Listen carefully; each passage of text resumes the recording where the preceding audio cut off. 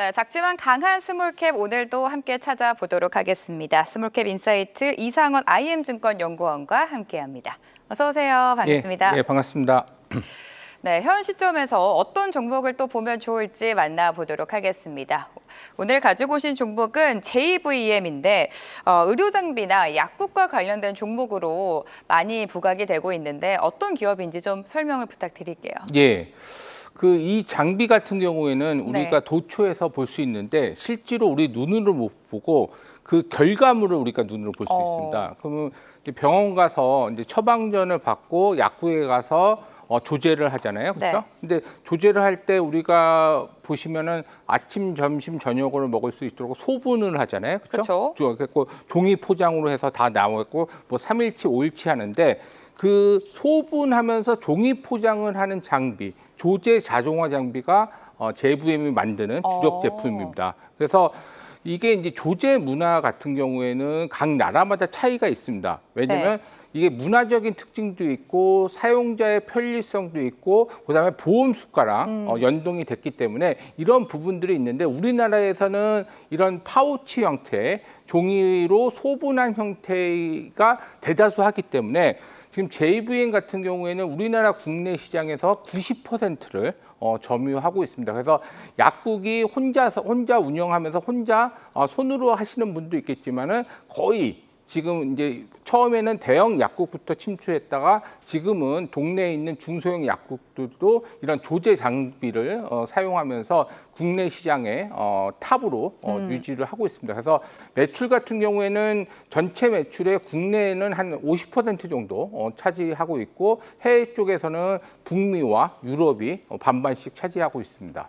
네, 저희가 약국을 가서 약을 타게 되면 저절로 소분이 되어서 나오죠. 말씀해 주신 것처럼 조제 자동화 장비 기업이다라고 언급해 주셨는데 글로벌 시장과 또 연관을 지어 보도록 하겠습니다. 최근 글로벌 약국 자동화 시장의 규모 그리고 앞으로의 성장성은 어떻게 보십니까? 그 조제 자동화 사업 같은 경우에는 계속 네. 성장할 수밖에 없는 게 뭐냐면 코로나 이후에 봉쇄가 당하면서 네. 사람 구하기가 어렵습니다.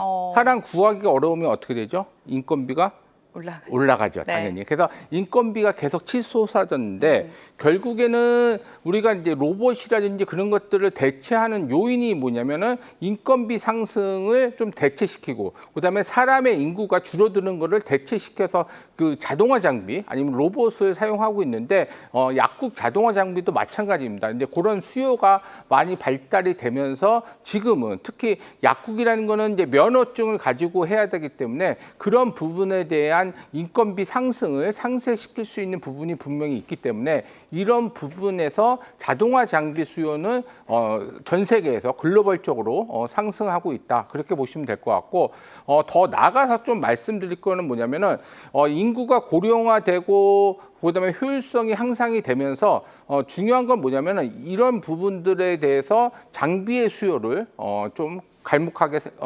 증가시키는 요인이 된다. 그렇게 보시면 될 것 같습니다. 자, 그럼 바로 체크 키워드를 만나보도록 하겠습니다. 오늘 가지고 오신 투자 전략 키워드 만나보시죠. 카운트메이트, 지금 글로벌 시장을 짚어주셨는데 아무래도 큰 시장이 북미가 되겠죠. 작년 12월에 새로운 장비를 추가했다라고 언급이 되어 있는데 어떤 부분입니까? 아까 각 나라별로 네. 조제 문화가 틀리기 때문에 우리나라 같은 경우하고 일본하고 대만 같은 경우에는 아까 말씀드렸던 파우치 형태의 조제 문화가 있고 그다음에 중국은 박스입니다. 그래서 약국 가면 박스 형태로 두고 그다음에 유럽 쪽은 블리스터라고 그래서 은박지 형태로 옛날에 뭐 콘택 600이라든지 그런 것들이 은박지 형태로 쌓았듯이 그렇게 포장을 하고 미국 같은 건 다 아시겠지만은 바이얼, 보트령입니다. 그래서 갈색 플라스틱 병에 이렇게 주는 형태로 북미에서는 했었는데 아까 말씀드렸듯이 JVM의 매출의 50%는 해외에서 발생이 되고 그렇지만은 전체 매출 절대 규모가 그렇게 크지 않기 때문에 조제 문화를 바꾸는 거는 힘듭니다. 그래서 북미로 수출한 지 10년인데도 넘는데도 불구하고 국내 매출만큼은 안 나오는 이유가 조제 문화를 바꾸는 거는 상당히 힘들다. 물론 글로벌로 이 한국, 대만, 일본에서 사용하는 부분에서는 글로벌로 1위를 JVM이 차지하고 있지만은 북미 쪽에서는 틈새 시장이기 때문에 좀 힘든 부분이 있었는데 아까 앵커님이 말씀하셨듯이 12월 달에 카운트메이트라고 해서 보틀 바이어형으로 조제를 할 수 있는 네. 그런 장비를 만들었습니다. 그래서 북미 시장 같은 경우에는 저번에도 말씀드렸지만 제약이나 바이오 시장에서 거의 50% MS를 차지하고 있는 큰 시장입니다. 그래서 아까 자동화 장비, 약국 자동화 장비가 성장이 크고 지금 북미 시장 규모는 한 1조 5천억에서 6천억 정도 시장이 되기 때문에 거기에 90% 정도가 바이얼 장비입니다. 바이얼 자동화 장비이기 때문에 이런 부분들에 대한 큰 시장으로 침투했기 때문에 네. 1분기부터 북미 시장의 매출이 좀 가속화될 것이다. 그렇게 보시면 될 것 같고 더 중요한 건 뭐냐면 이 파우치 장비로 자동화 장비로 영역이 쌓았기 때문에 이런 부분들에 대해서는 바이얼 장비는 조금 만들기도 더 쉽기 때문에 이런 부분들의 팀2가 가속화될 거라 보고 있고 더 중요한 건 뭐냐면은 아까 이제 파우치 자동화 조제 자동화 장비보다는 이 바이얼 장비가 ASP가 더 높습니다. 그렇기 때문에 북미 시장은 지금부터 시작을 하는 거고 기저 효과가 있기 때문에 매출 상승뿐만 아니라 매출이 상승하면 상승할수록 수익성도 개선되는 구조다. 그렇게 보시면 될 것 같습니다.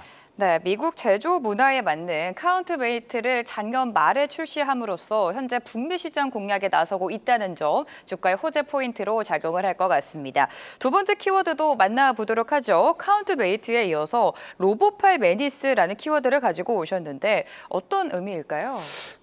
네. 지금 이제 우리는 대형 공장형 조제 약국이 없습니다. 네. 왜냐하면은 그 배달 문화라든지 그런 것들이 거의 좀 금지되는 형태가 그렇죠. 있기 때문에. 네. 근데 유럽이나 미국 같은 경우는 대형 조제형 약국이 많습니다. 그리고 그 중에서도 우리 이 회사가 특징인 파우치 형태로 이제 그 배달해주는 그런 부분들이 있는데. 대형 조제형 약국은 수십만 개, 수만 개를 조제를 해야 되기 때문에 아주 큰 장비가 필요할 뿐만 아니라 빠른 속도로 해야 됩니다. 그러면 그 약통을 담아주는 통을 캐니스트라고 하는데 지금 이거 매니스 같은 경우에는 캐니스트가 150개 정도 됩니다. 네. 그래서 로보팔로 필요한 약을 꺼내서 바로 조제할 수 있는 부분이 있기 때문에 대형 약국의 아주 커스터마이징 제품이다. 그렇게 보시면 될 것 같고 보다 또 말씀드리고 싶은 거는 이거는 비쌀까요? 쌀까요? 어떨까요? 당연히 비싸죠. 당연히 비싸겠죠. 대형하고 로보팔이 네. 들어갔기 때문에 그래서 다른 그 제품보다 아까 이제 저기 파우치 조제형 네. 장비 그다음에 카운트메이트보다, 카운트메이트 그거보다는 훨씬 비쌉니다. 네. 그래서 이런 부분들은 지금 유럽이나 호주에 지금 작년부터 매출이 많이 일어나고 있고 이제 캐나다라든지 이제 북미 시장도 진출하기 때문에 이런 부분들이 로보팔이 장착된 그러면 로보팔이 장착된 제품이 있느냐 세계 최초입니다. 그래서 이런 부분들에 대한 매출 상승이 좀 있을 거라고 보고 있어서 아까 말씀드린 대로 매출은 아까 이제 북미 쪽에 바이얼 장비하고 이 로보팔이 가미된 조제형 장비가 매출 상승을 좀 이끌 거라고 보고 있습니다. 네, 앞서 설명해 주신 카운트메이트는 북미 시장 공략에 나서고 있고 매니스 같은 경우에는 유럽이나 호주에 좀 공급이 되고 있다라고 강조를 해 주셨습니다. 자, 이렇게 여러 제품 개발을 지속을 하면서 영역을 확대해 나가고 있는데 실적도 그런 궁금해지거든요. 각각 매출 차이와 올해 실적 어떻게 예상하고 계십니까? 국내 매출 같은 경우에는 네. 이제 전공의 파업이라든지 그런 영향이 작년하고 재작년에 영향을 받았습니다. 네. 그런데 지금 이제 전공의가 다시 이제 파업을 아직 접지는 않았지만은 일부, 네. 좀 일부 좀 하는 부분도 있고 그다음에 이제 북미 쪽에서 올해 아까 이제 그 제품으로 갈목하는 성장이 좀 예상되고 또 로봇팔 쪽에서도 AS 높은 게 올라가기 때문에 작년보다는 매출이 한 15%에서 20% 정도 성장할 수 있고 아까 말한 대로 ASP가 크기 때문에 당연히 수익성도 그렇죠. 개선되는 네. 부분이다. 그래서 그동안은 조금 매출과 영업이익이 조금 정체 상태였는데 올해부터는 좀 성장이 본격화된다. 그렇게 보시면 될 것 같습니다. 네, ASP가 큰 만큼 수익성이 눈에 띄게 개선될 것이다. 올해 호실적을 전망하고 계신데 중요한 건 또 투자 전략이 될 것 같습니다. 현 시점에서 동사를 바라보는 대응 전략 어떻게 가져가면 좋을까요?